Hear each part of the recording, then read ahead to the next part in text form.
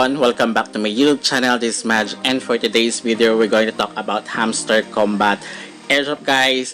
So may mga pagbabago and mga additional kay Hamster Combat, so pag-uusapan natin yan in this video, kaya huwag kayong mag-skip. Stay tuned until the end of this video para lang kayo ma-miss na important details and may mga parang pa-hint sila na additional requirements for sa kailang airdrop para maging eligible kayo. Kaya huwag kayong mag-skip, guys, okay?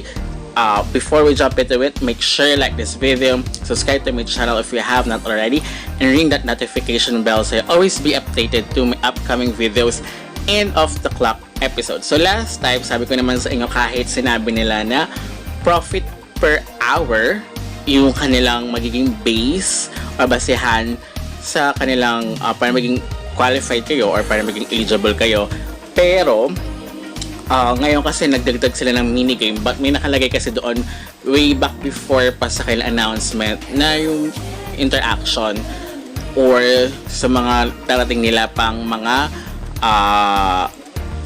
parang features. So ito na nga, may minigame dito which is you need to get keys, and then parang nagbigay na rin sila dito ng mukhang malapit na nga rin sila mag-launch, guys. And I know na maraming tao na naiinip kasi nga, di ba, naging boom si Hamster Combat, and then maraming especially na parang naglalabasan na pwede ka na kumita or sa GCash, which is hindi pa naman. Pwede ka magbenta na account mo, but wala pa naman siyang value as of the moment. Nasa pre-market pa lang siya. So hindi natin pa masasabi kung yun ba talaga yung magiging value nga once na launch. Possible siya, guys, na yun yung kanyang listing price, or possible na tumaas pa, or possible din na bumababa pa. So we never know. But of course, here kailangan yung gawin pa rin. Sabi ko nga sa inyo, huwag kayong makampante na mataas yung profit per hour nyo. Make sure na you do the daily check-in, guys.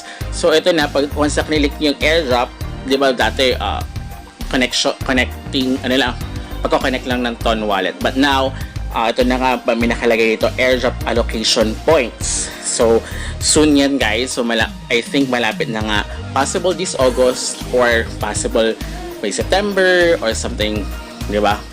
So now meron na silang passive income, earn tasks, yung friends and yung invites nyo, guys, achievements, which is nauna pa yung naglabas sila ng achievements, guys. So ayan yung sa withdrawal, yan yung dati yung kinonect nyo yung inyong Ton wallet, guys. So now mayroon silang pointing system.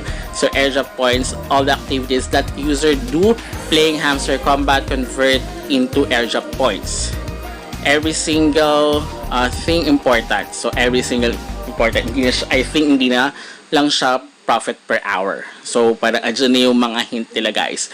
So the golden rule of successful business is that it should work for you. So passive income. So possible yan after the launch nila, pwede pang gawin, possible magkaroon ng season 2 or something. Ito yung earn tasks. So possible madagdagan pa.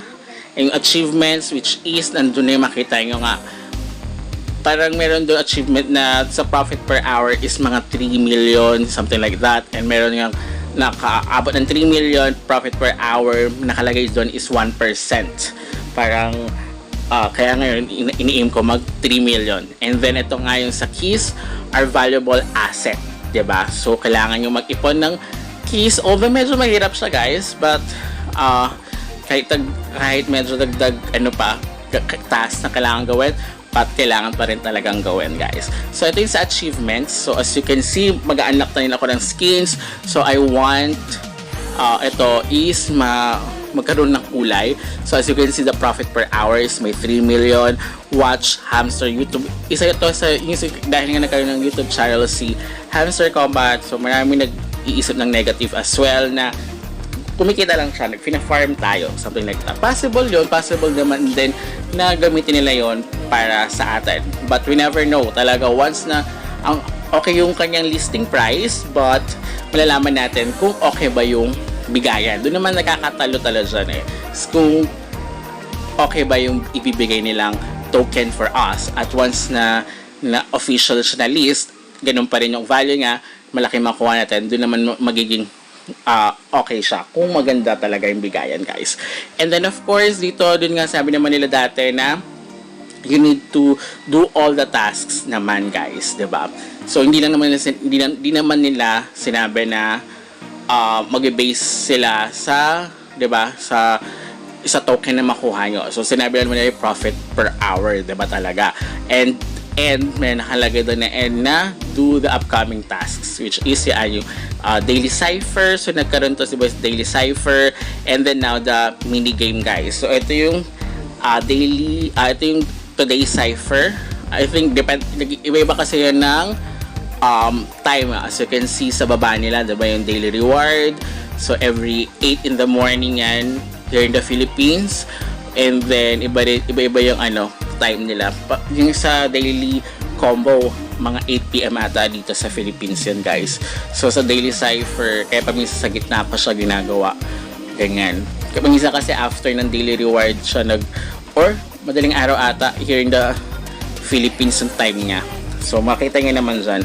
So now gagawin natin yung daily combo. So sa daily combo, magre-reset yan every, napapansin ko, 8 PM ata or 6 PM. Doon na siya doon na nag-vary yung time niya, guys. So ito, paminsan kasi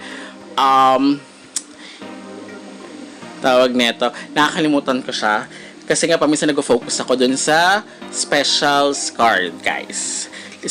Laging i-check kung may new cards. So kapag may new cards, may mga limited time cards. So kapag nagkaroon sila ng limited time cards, ito like yan, diba, 67 hours left. So kailangan is at least ma-level 15 ko sila. Pagdating after kasi level 15, super laki nung kailangan mong token.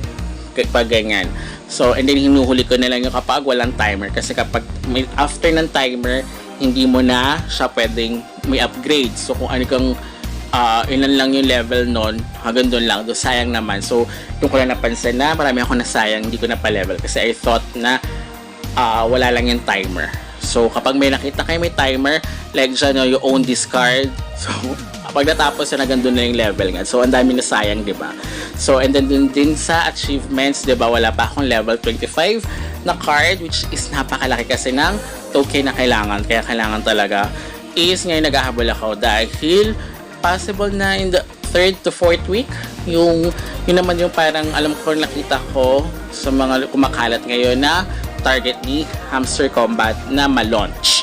And then yun nga, may bago na sila, nag-update na sila na meron ng makita nyo yung allocation, diba, yung so sa airdrop allocation nila. Kaya kailangan kong maka at least 3 million profit per hour para at least masagad ko yung nasa achievements at mali mo, diba, maging minimum nila is 3 million. So, and then may nagalabasan nga din, diba, na parang ang liit nga lang. So, hanggat wala pang final at ibigay na allocation sa atin, hindi pa rin masasabi na hindi talaga okay si Hamster Combat. Malay nyo, okay siya. Kasi ganyan naman si Natcoin before eh. So, ito yung isa nila sa bago para makakuha kayo ng keys. So, kung naglalaro kayo ng mga, yung sa cars, di ba yung ganito parang cars, yung ganito yung may game na ganitong klase. So, ayan. So, kaya lang dito, may time limit. So, kapag natapos niya siya, makakuha kayo ng 1 key. Pero kung nagkamali kayo after an hour, pwede nyo ulitin. Something like that. And then dito, another one, yung play. Hindi ko na siya gagawin, guys. I think gagawin ko na siya sa other video. But if you want, kasi itong sa phone ko, wala lang memory additional. Kasi itong 4 na to, once na kinilik nyo yan, pupunta kayo sa Google Play Store or sa inyong App Store and kailangan nyo siya i-download. So, nasa ibang app siya. Okay, so pwede rin naman din kung gusto nyong laruin yan para ma-maximize nyo, makakuha kayo ng maraming keys. Hindi pa natin alam kung ilang keys yung kailangan. So, sinabi naman nila dito valuable. Diba? Pwedeng ma-exchange siya in 2 coins or we never know. Basta dati kasi profit per hour, diba? So, yun yung alam natin. Pero and then naglabas sila profit per hour versus token, parang coins per hour, something like that.